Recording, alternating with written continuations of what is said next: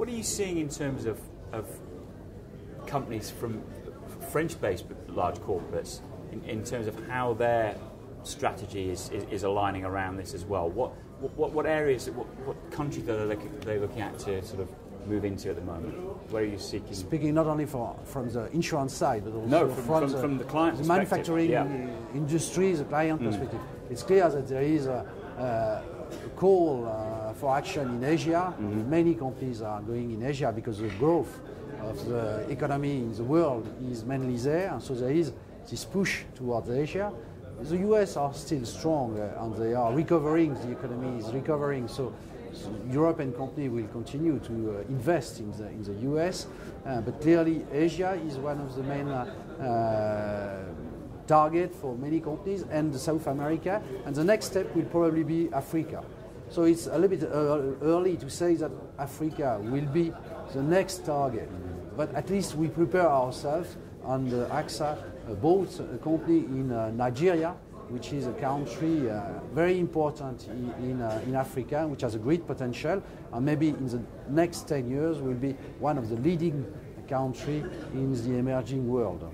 You talked, when you mentioned about China, that you partnered up with a business already existing in China. Is that the way forward in terms of sort of generating, getting increased local knowledge by partnering with a sort of locally based organisation? Clearly it depends on the local culture, and so there is no solution which will work everywhere. In South America we decided to be on a 100% basis and to have the full management of our activity because the culture is close to the European or the American culture. In China obviously the culture is not the same. There are also some regulations and some systems inside the state which are different, and you have to integrate them in your way to work. And so the only way to solve it in an efficient manner is in China to be active with Chinese who will give you their culture, and you will give them the international, the global culture and the expertise they sometimes don't have in some areas. So I think China is a peculiar country to this regard. I'm just going to pick up on the mention of regulation there, because that's clearly one of the sort of barriers to international growth and the changing regulatory landscape. But there are probably also other challenges that you've faced while you've been embarking on this expansion and diversification program. What are the kind of things that you've had to overcome through this process? Clearly, and for the client it's very important, it's a compliance issue, because you have to be fully in line with the regulations for the local policies and the way you handle the claims in each and every country. So that means a lot of effort to be compliant in all the countries, and many regulations are changing all the time. So it's an effort you can do one day, but you have to start again the very next day. So there you need to invest.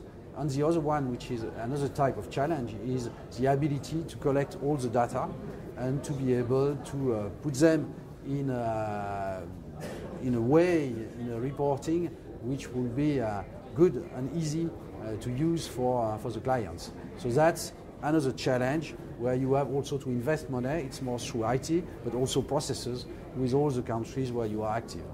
I mean, it is very interesting that here we are at AMRE, obviously talking about risks around French businesses and some of the risks that operate within this country, but equally what's behind you, this whole globalization thing, isn't just on the mind of you as an organisation, but it's also every business that's represented here, and that really does reflect the changing nature of the sort of risk and insurance landscape, doesn't it? The world is very much open, and before that, the jumbo accounts, the largest ones, they were international by definition, and they were global.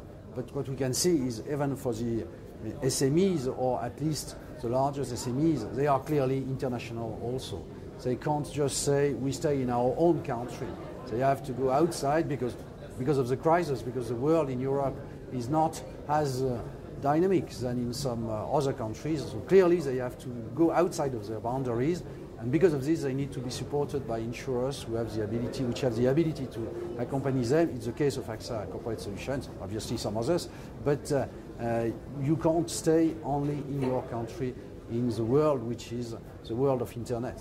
Of course. Well, there are plenty of opportunities to explore in the wild world. It's very interesting to hear how you're going around that. Philippe Rocard, as always, an absolute pleasure. Thank you very much. Thank you very much.